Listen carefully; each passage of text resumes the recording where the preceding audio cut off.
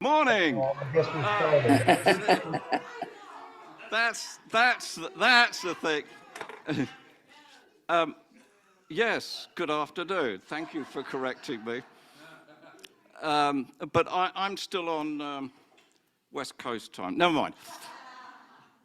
All the music today is centered around the time of year, Christmas time. So you'll get to sing one not so well-known carol, but very well known to us Brits in the bleak midwinter, and I will play that through once before we actually sing it. But you all know "Joy to the World," and you can sing with your full open hearts in that one at the end of the service. But the prelude and the postlude are two of my favorite Christmas songs, and I know that our soloists, they are also two of his favorite songs, and I'm pleased to welcome back the man with the golden voice, Mr. Doug Voigt.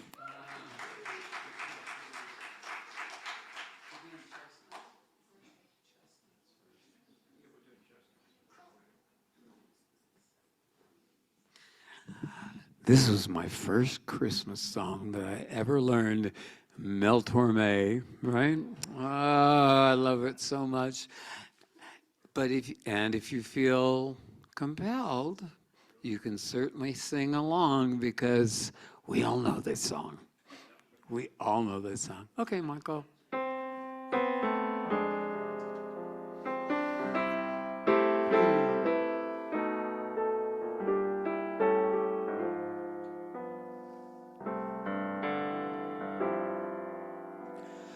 Chestnuts roasting on an open fire, Jack Frost nipping at your nose, Yuletide carols being sung by a choir, and folks dressed up like Eskimos. Everybody knows a turkey and some mistletoe help to make the season bright. Tiny tots who with their eyes all aglow will find it hard to sleep tonight. They know that Santa's on his way. He's loaded lots of toys and goodies on his sleigh, and every mother's child is sure to spy, that's me, to see if reindeer really know how to fly. And so I am offering this simple phrase to kids from 1 to 92. Although it's been said many times, many ways, Merry Christmas to you.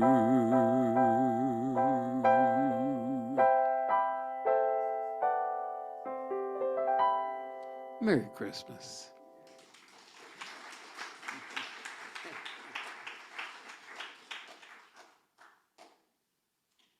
Good afternoon. My name is Carol Johnson, and I'm today's service associate. Reverend Matt will be presenting our message this afternoon. Our opening words this afternoon are by Libby Stoddard. Darkness now draws a cloak around us. Late dawn, early sundown. These are the shortest days, the turning of the year. Let us name what we celebrate in the dark and cold. Quiet. Sleep, which is a thread of our connection with the hibernating animals. Constellations, traced and rehearsed for centuries by our ancestors.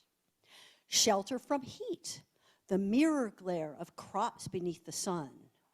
Homecomings and memory, and winter's wisdom. Even that eager growth must slow and rest and wait. Let us rejoice in the gifts of the season. And so I just want to welcome you to our LCUUF Sunday service.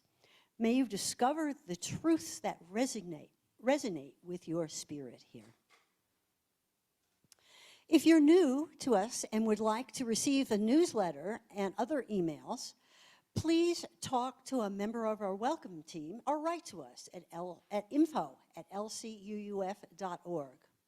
Would the members of the welcome team please raise your hands? All right. And now, a special welcome to our visitors. If you're visiting with us for the first time or have returned or reconnected with us after a long absence, we invite you to say your name and tell us where you're from. If you're on Zoom, please introduce yourself in the chat box and it'll be read aloud. We'll start with people here in the room. Anybody visiting with us? I'm Alan. Just recently moved to Ahihik. What's your name? Alan. Alan, welcome.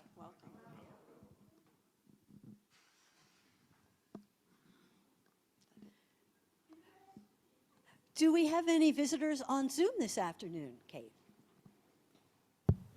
Yes, we do. Amy Kinnear visiting mom and dad in Bucerius. Welcome, Amy. Welcome to all our visitors and newcomers, both in person and on Zoom. Here at LCUUF, we offer a wide variety of services on various topics presented by our members, outside guests, as well as our minister, Reverend Matt Alspaugh. We hope you'll return to sample this variety of thought and belief. Our chalice lighting words today are by Ariel Hunt Brondwin. You're up.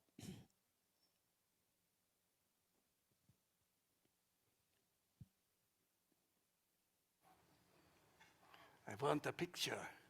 You're supposed to have a picture, okay? Flaming chalice, symbol of our living tradition. We kindle you for light. Light in this darkest season of the year. Light to reveal the sources of greed and hate among us. Light to guide our way forward together. Chalice flame, we kindle you for love.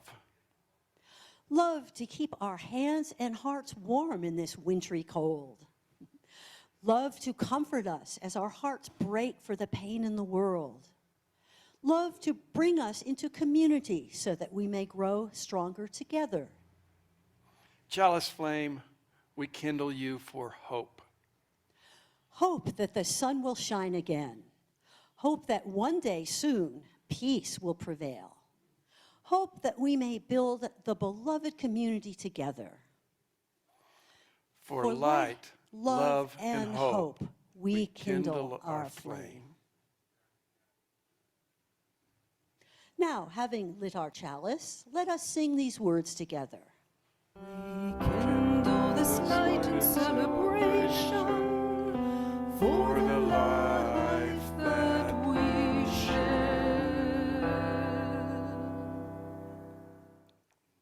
This is the time in our service where we can briefly share our joys, our sorrows, our concerns, and our milestones, because there's power in the sharing as we hold each other in community.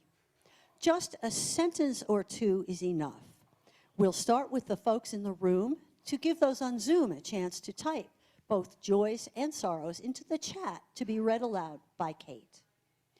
As the mic is passed, please share your sorrows, whatever you or the world may be holding that is in need of our healing and caring thoughts. And your joys, whatever you may be celebrating, whatever evokes a feeling of joy or peace in yourself or others. Are there any joys or sorrows here in the room that people would like to share?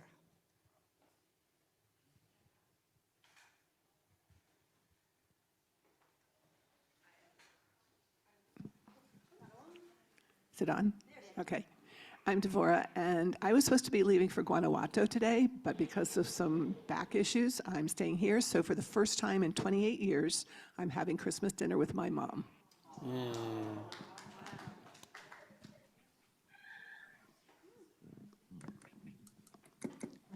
I'm Richard, and my YouTube site now has had 350,000 views. Wow.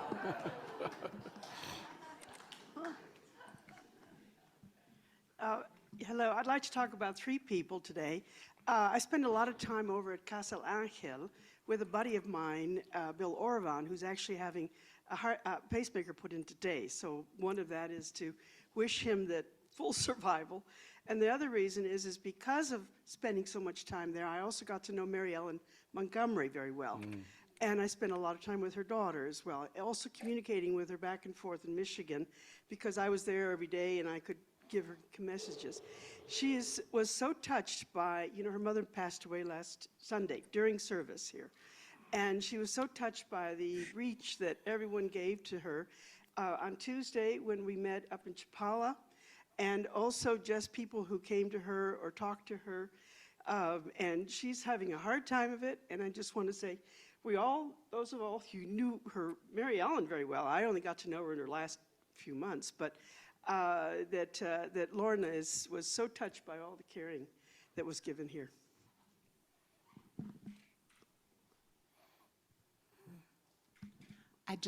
My name is Lynn, and I'd just like to say a word for you. You and Claire used to come all the time, every year from Canada. They owned a home here, and he passed last night.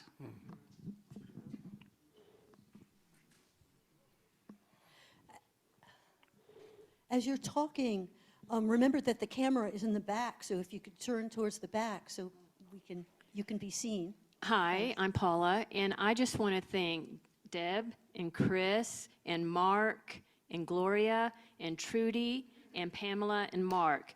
We had over 60 people go to the holiday parties, and hopefully everybody here just about went. So thank you to them for hosting. And if you haven't signed up for the taco party, today's the day, and Barley's here, so please do it.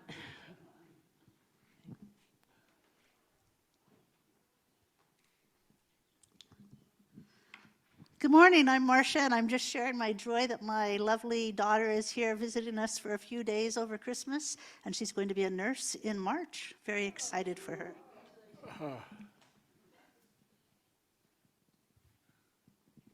Any more joys or sorrows here in the room? Yes, up here.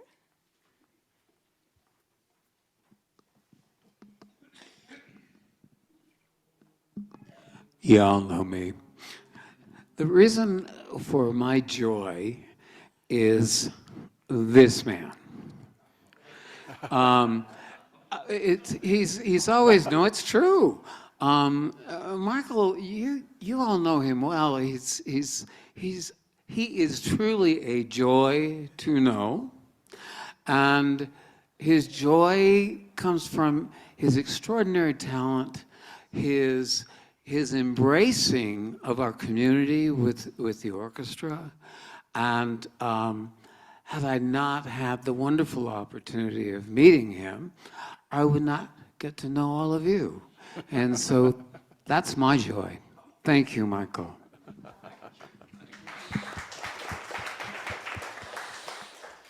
This is going to be a love fest.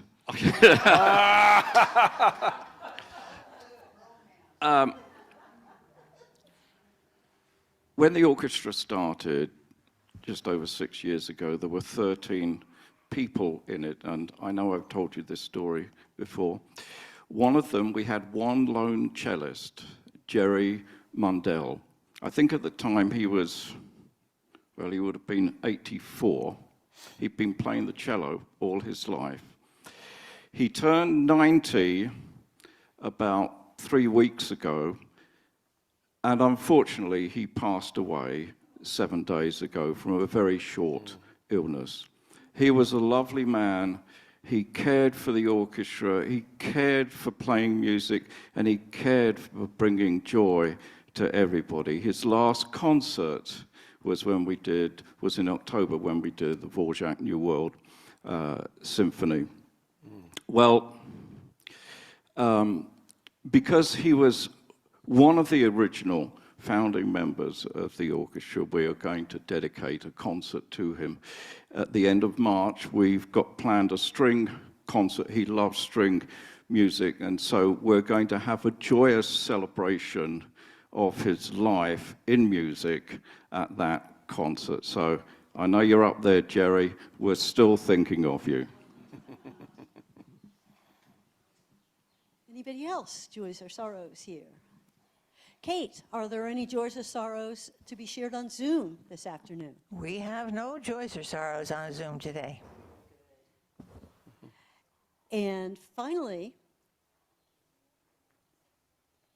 this candle from our care team, we light to represent the joys and sorrows spoken and witnessed today, as well as those we hold in the silent sanctuary of our hearts.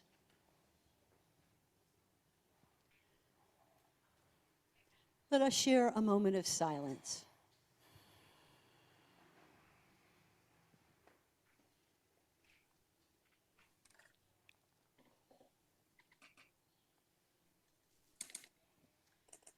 All right, and now I would like to introduce Mike Blanco on Zoom, who is going to give our pledge testimonial this afternoon.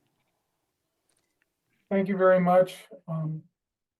First, I want to thank everyone for the warm welcome given to me at LCUUF as I attend from these far polar regions and the upper peninsula of Michigan.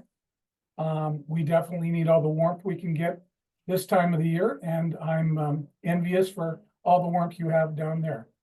I also want to thank the Zoom team for bringing the services to those of us who can't make it in person. So to state it quite simply, I pledged to LCUUF because I think the UU mission is critical to the well-being of humanity. I truly see the 7 UU principles as vital for healing the catastrophic conflicts that seem to be ever present these days, and the destruction of our environment that nurtures life and beauty across, as Carl Sagan puts it, our beautiful pale blue dot. I really cannot remember any time in my life where hate, information, rejection of science, and rationality and disunity have so abounded, and I see the UU principles as the best remedy to stem this tide and to turn it in a more positive direction. Also, UU locations throughout the world are especially important in sharing these principles with everyone, and since a multicultural approach enriches these principles with distinct perspectives that no single society can embody alone. Just to give you an example, I was once at an evening church service in Guaymas. This was over 50 years ago. It was running a little late, and the minister told me something that had a huge impact on me, and ran something like this when he said, in the US, starting on time is considered polite. But for our little church here in Guaymas, where our people may have a little bit more difficulty arriving on time than in the US, waiting a bit longer for everyone to be able to get here is considered polite. That was just huge for me, and it still overwhelms me to this day when I think about its full meaning. So, sometimes things that are familiar can seem ordinary. And as a person who has spent most of my life outside of UU, I can assure you that the UU Fellowship is anything but ordinary. It is a treasure we should all cherish as radically unique and addressing the whole needs of humanity. intellectual, relational, volitional, emotional, and spiritual. And that's why I pledged to LCUUF. Thank you very much. Thank you. We're really glad to have you and to see you on our big screens here. Okay. Just a note on our pledge drive. We're now at 80% of our goal of 1 million pesos. We've had 65% of our members participating in our pledge drive. This is a great step forward from last week. For those of you who have not yet pledged, we look forward to receiving your pledge forms too. Thank you all.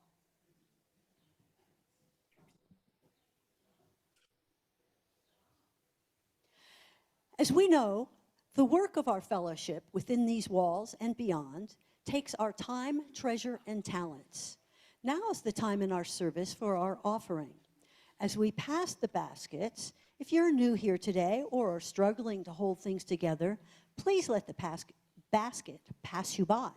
Your presence is more than enough and is a gift to us. Please know that we give all of the money collected at our service to an organization providing services to our lakeside community. For December, we're supporting Poco a Poco. The description is on the monitor.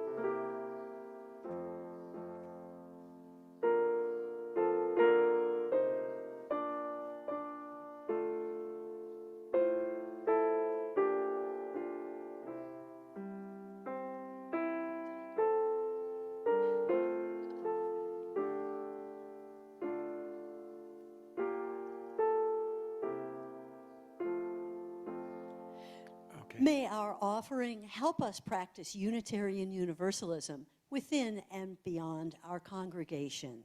Thank you for all your donations.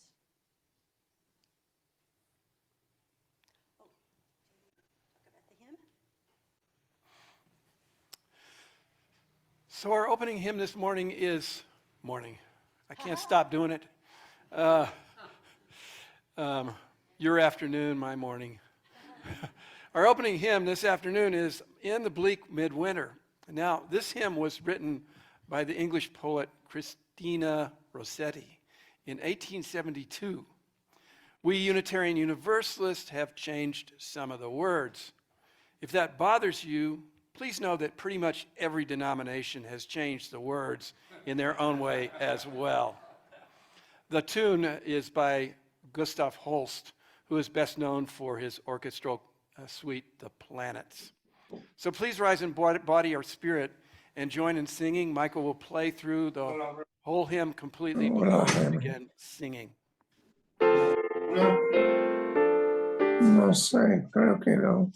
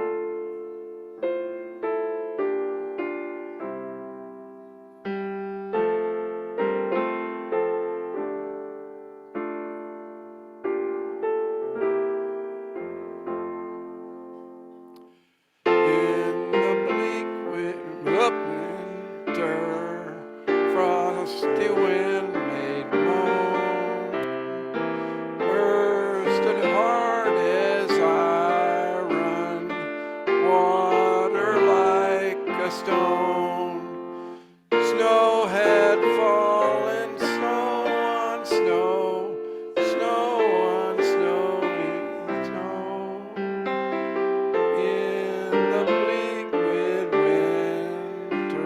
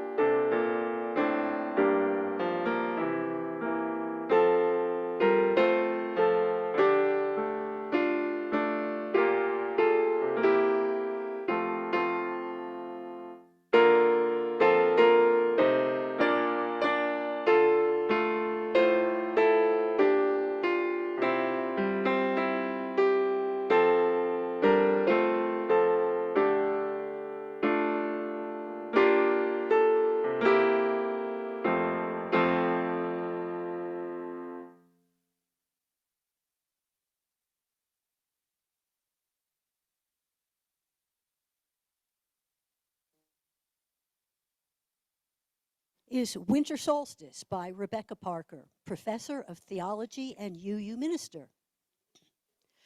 Perhaps for a moment, the cell phones will stop buzzing, the wheels stop rolling, the computers desist from computing, and a hush will fall over the city. For an instant, in the stillness, the chiming of the celestial spheres will be heard as Earth hangs poised in the crystalline darkness and then gracefully tilts. Let there be a season when holiness is heard and the splendor of living is revealed. Stunned to stillness by beauty, we remember who we are and why we are here. There are inexplicable mysteries. We're not alone. In the universe, there moves a wild one whose gestures alter Earth's axis toward love. In the immense darkness, everything spins with joy. The cosmos enfolds us. We are caught in a web of stars, cradled in a swaying embrace, rocked by the holy night, babes of the universe. Let this be the time we wake to life, like spring wakes in the moment of winter solstice.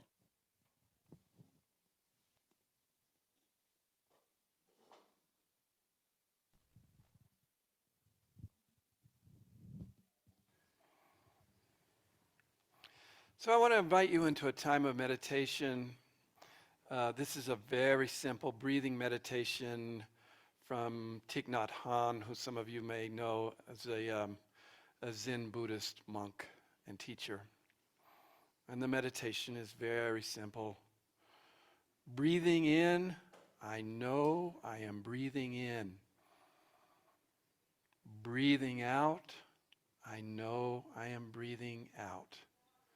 So you might just recite those words kind of like a mantra as you breathe in, breathe out, or simply use in, out, in, out.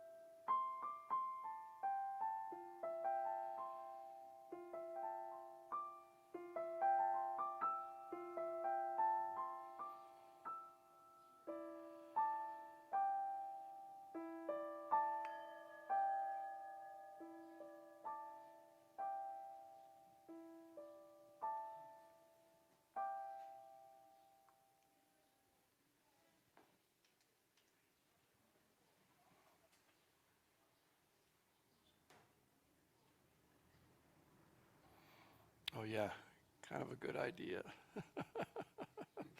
So yesterday, December 21st at 3:20 a.m., the Earth's northern hemisphere was maximally tilted away from the sun. As Rebecca Parker said in our reading, for an instant in the stillness, the chiming of the celestial spheres will be heard as the Earth hangs poised in the crystalline darkness and then gracefully tilts. So that was yesterday night. And so yesterday was the shortest day of the year for the northern hemisphere, the winter solstice. Now, I don't know about you, but I have been noticing the days growing progressively shorter. True, here in the tropics, the amount of change is not nearly as much as it is in places far north. I'm not nearly as affected by the change in light. And so I no longer sit for a quarter hour in front of a sad therapy light each morning like I did in Minnesota and Northeast Ohio. But my animal body still notices the shorter days and the longer nights even here. My animal body still resists the darkness. I think this is true for most of us. I think we prefer the light. Most of us here don't like to be out after dark. Now our animal bodies may instinctually worry about being attacked by talons and teeth, but our modern day minds worry more about driving off into the abyss on the side of the carretera, Ahihik, or waiting for a bus at the dark bus stop, hoping that, yes, the bus driver will actually see us and pick us up. But what of the darkness as a spiritual metaphor? Certainly the idea of darkness and light emerges in many religions and spiritualities. For some spiritualities, darkness is simply equated with sin or evil. The dark is in a war with the spiritual light, whatever that is. For others, the dark represents those times and spaces of doubt, of uncertainty, of unknowing. Can the metaphor of darkness be useful for us? So in the Christian tradition, this is the season of Advent. Some of you may have noticed me on previous Sundays silently lighting these Advent candles in the Advent wreath provided by our friends at St. Andrew's. And yes, we did ask them if it was okay to do this, but I've not taken time to explain why I'm doing this now. And so Advent is rich with explanation.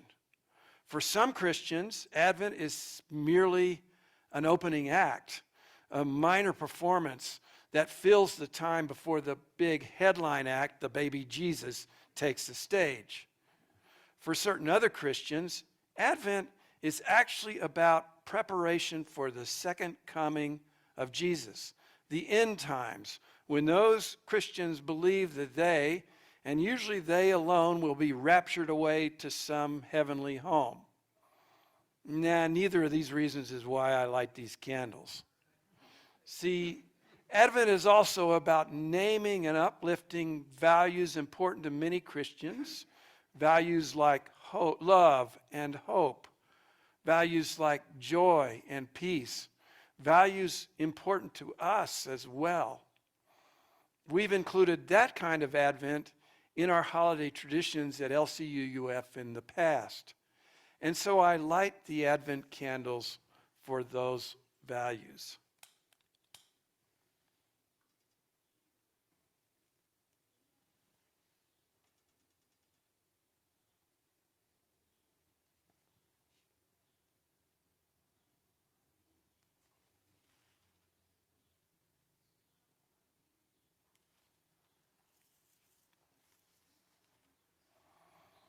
But Advent can also be about darkness.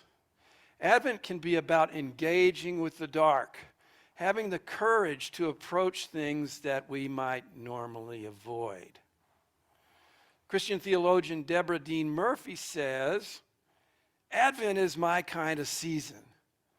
No, not the pseudo-Advent of most Christian piety with liturgically correct hymns and texts on the Sundays of the season and full-on Christian hoopla on the other days, but this one.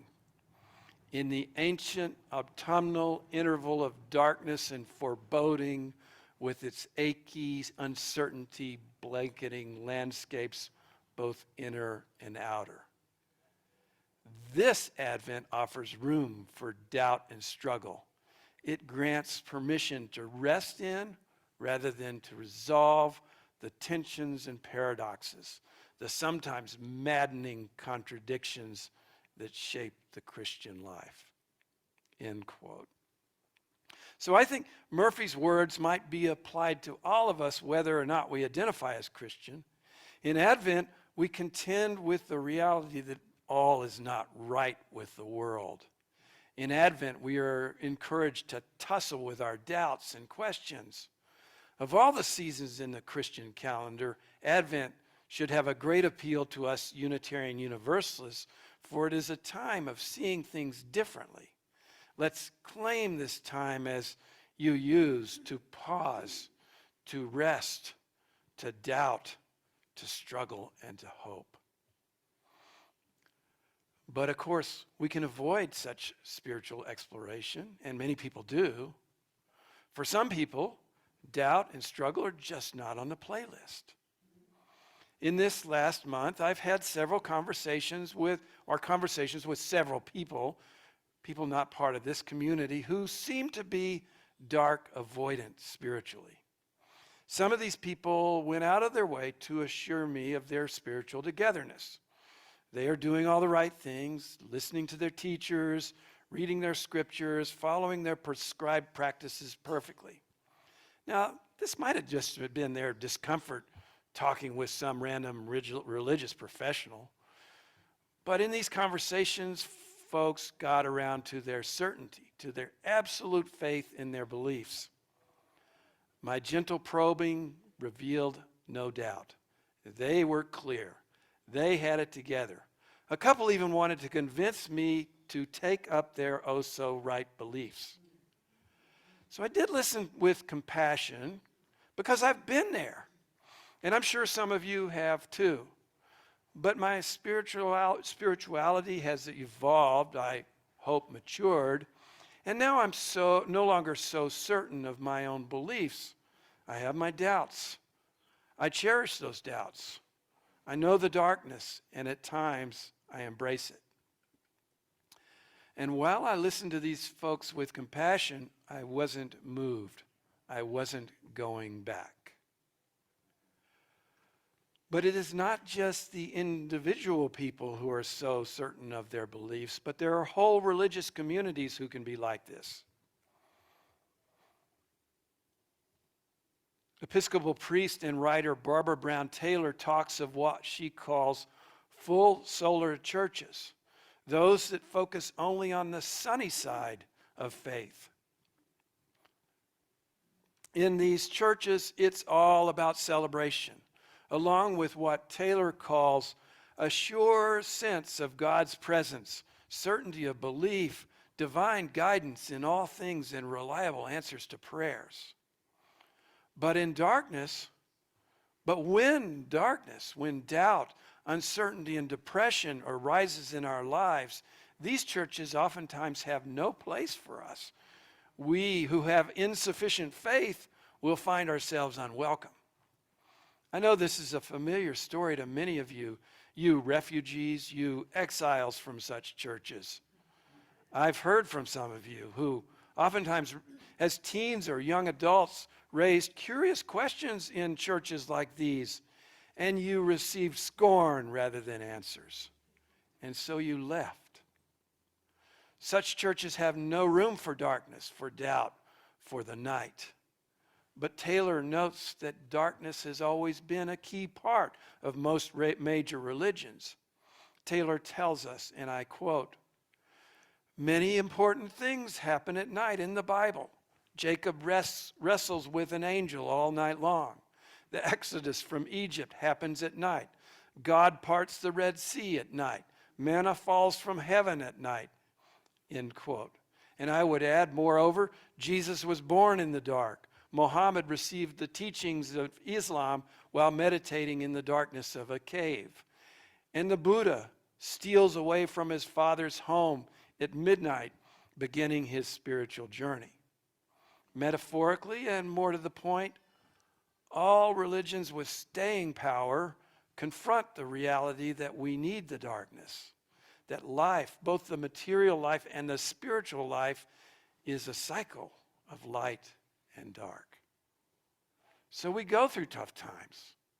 times of doubt and disconnection, the dark night of the soul, it's been called, and we come out into the light. But the darkness transforms us. In the dark, we hibernate, we germinate, we become wiser and more spiritually mature. Barbara Brown Taylor suggests that instead of full solar churches, full solar traditions rather, we might better seek what she calls a lunar spirituality. This is in which the divine light waxes and wanes in its own time.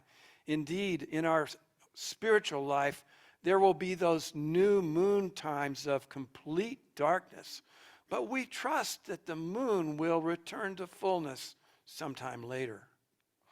Likewise, the cycle of the seasons emphasizes a more languid flow of light and dark. The winter solstice is celebrated by many traditions as a reminder that that we trust the times of light will return. We open our hearts, our minds, and our animal natures to this darkness and to the cycles and to our faith that the returning light of the Spirit will come. We also open our hearts, ourselves, to the darkness, to its shadow within us. For it is only by knowing the shadowy interior of ourselves that we become more fully complete as human beings. Now, I want to acknowledge that sometimes the darkness can be overwhelming, that too much darkness for too long can lead to us into some very difficult places. I recently heard Parker Palmer speak about his bouts with clinical depression. Parker is a writer, teacher, and activist. He's the founder of the Center for Courage and Renewal. This is a page from his website. And he began speaking openly about his depression well before such public conversations on mental health were acceptable. He describes the qualitative difference between clinical depression and the kind of lunar spirituality that we've been speaking of. Parker says, I quote, "Depression isn't just about feeling lost in the dark, in the sense that you become, it's rather the sense that you've become the dark. When you're lost in the dark, you can negotiate the darkness, right? If I'm lost in a dark room, I can feel around. Maybe there's a door over here. Maybe there's a window shade over there. Maybe there's a light switch somewhere. I can find some way to deal with the situation and keep a little hope alive, because maybe there's a little light I can bring into the room. But if you're lost in the dark, if you're lost in the dark, but if you have become the dark, then there's no negotiating it. You're it. It's you." That's all she wrote. And I've been there a few times. It's a devastating place to be. Parker Palmer pondered. We were testing the microphones for the P sound. Parker Palmer pondered his experience with depression and his own spiritual path, including those times of shadow, of dark nights of the soul. And he came up with this concept that he calls the tragic gap. And it's a concept which really resonates with me, which I really love this concept. So the tragic gap is the gap between the way things are and the way things might be. For some people, the gap is between a life, for example, limited by disease or disability and a life of health. For others, it might be the gap between the death of a loved one and an imagined future life with that person. For many of us, it's the gap between a culture that celebrates greed and consumption and a sustainable world where everyone is treated with dignity. Palmer says, "We're living inside forces we cannot control, and yet our job is simply to keep putting one foot before the other in that tragic gap, attempting to achieve something better, something better, something better." So the gap between what is and what could and should be is huge. It will never close. But our job is to keep from slipping out into corrosive cynicism, which says, oh, I see how the system works. I'm just going to game it, get what I can, and let devil take the hindmost. Or on the other hand, to flip out into irrelevant idealism, which is just trust God, everything will be fine. Or trust, I don't know, some countercultural guru, and everything will be fine. Both of those sound like radical opposite ways of coming to life. Corrosive cynicism and irrelevant idealism, but they function exactly the same way. They take us out of the gap. They flip us out of the gap. And our job is to keep putting one foot before the next and stepping forward into that tragic gap, doing what we can every day. End quote. So the tragic gap separates reality from possibility. At one end, our current reality. At the other end, possibility, what might be. Parker suggests that we must dwell in the gap, which brings on tension and discomfort. And after all, we cannot live in reality at this current end of the gap, for this is a place of cynicism, without dreams, where future possibility is hidden, shrouded in fog. And we cannot dwell fully at the other end of the gap in possibility either. There we get caught up in that irrelevant idealism, fabricating fantasy worlds disconnected with reality. And I think we've all known people at both extremes, the cynics and the dreamers. We may even know that some that have switched from dreaming to cynicism and back the other way.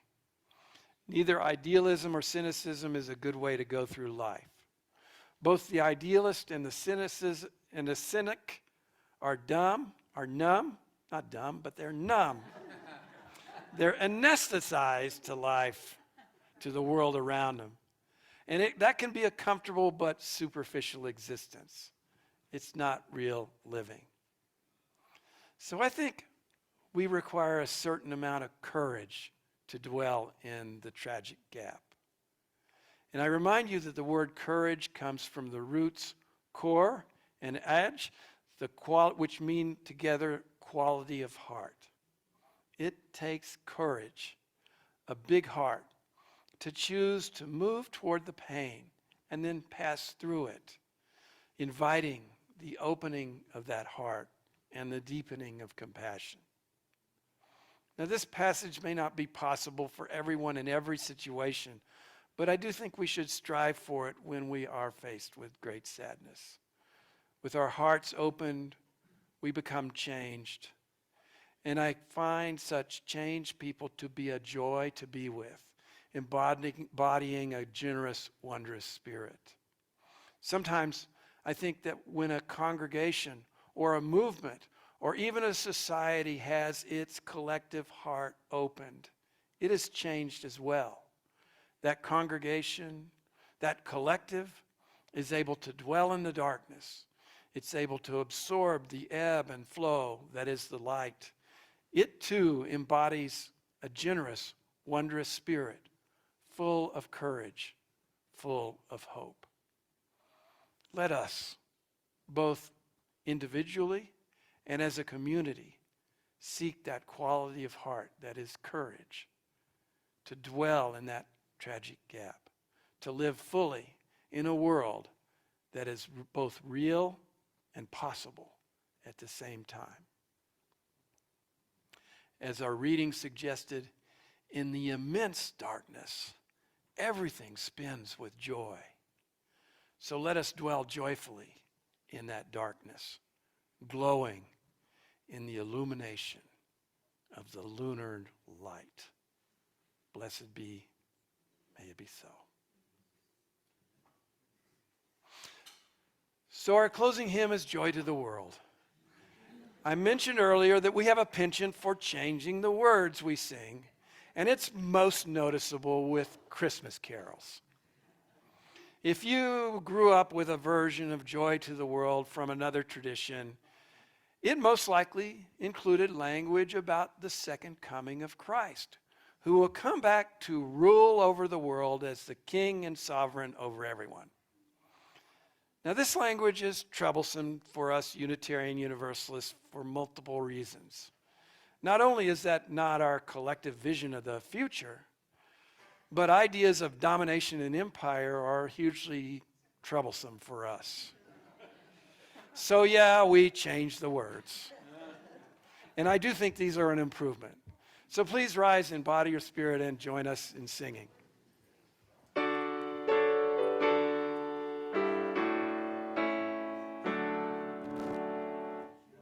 Joy to the world, the word is come.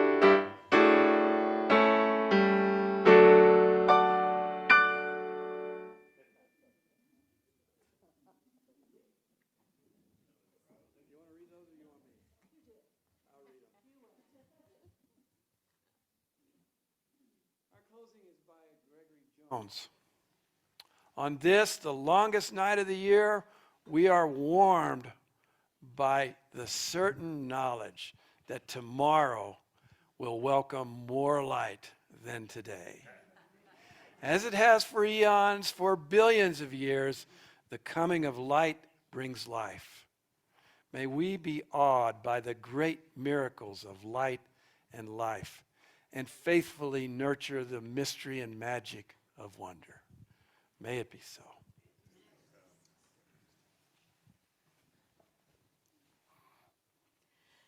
Let us extinguish our chalice with these words, which we read together.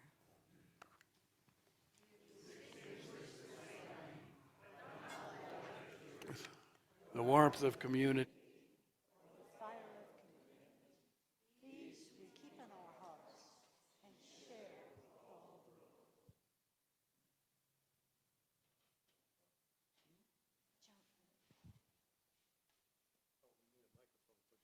Yeah. What happened to that other microphone? Anyway? Oh. There it is. So I was raised a Mormon, and we never sang those words. But they're really nice, gotta admit. Both Michael and I know the gentleman who wrote this song, David Foster.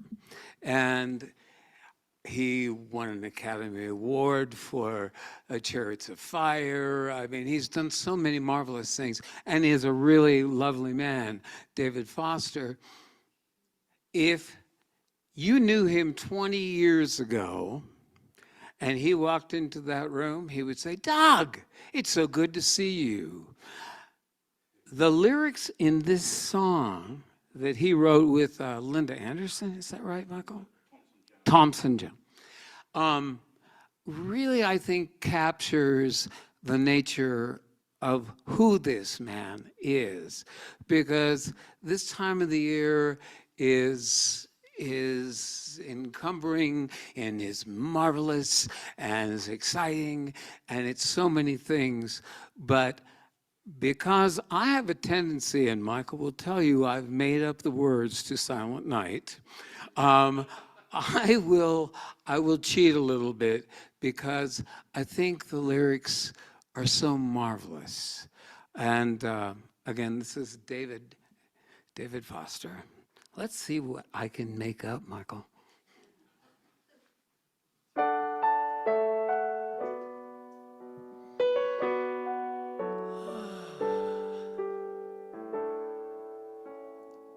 Do you remember me? I sat upon your knee and made up words from my fantasies. Well, I'm all grown up now, but I still need help somehow. And not because I'm a child, but my heart can dream. See, I'm blind too. So here's my lifelong wish, my grown-up Christmas wish. Not for myself, but for a world in need. And boy, are we in need.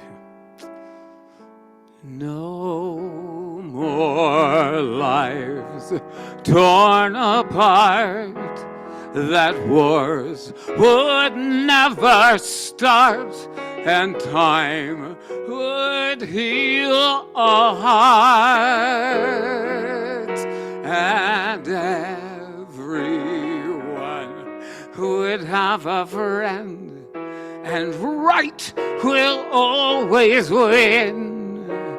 And love would never end. So this is my grown-up Christmas list.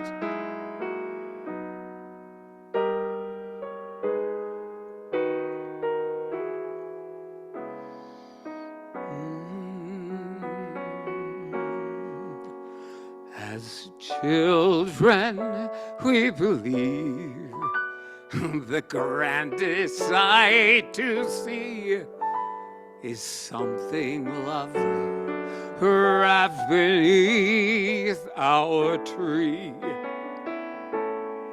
But heaven only knows the garland and the bows. But heaven only knows that heart cannot be sold. No more lives torn apart, and wars would never start, and time would heal our hearts, and everyone would have a friend, and right will always win, and love would never end. So this is my grown-up Christmas list. What is this illusion called the innocence of youth? Maybe only in our blind belief we ever can find the truth.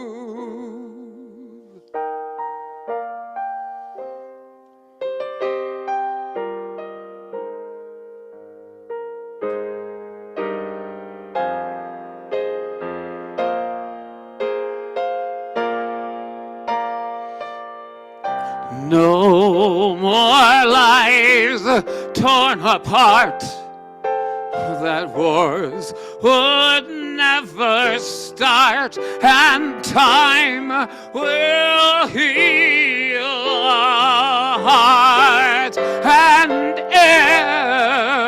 everyone would have a friend, and time would never end, and love will never end. Oh, this is my grown-up Christmas list, my very only lifelong list. This is my grown-up Christmas list.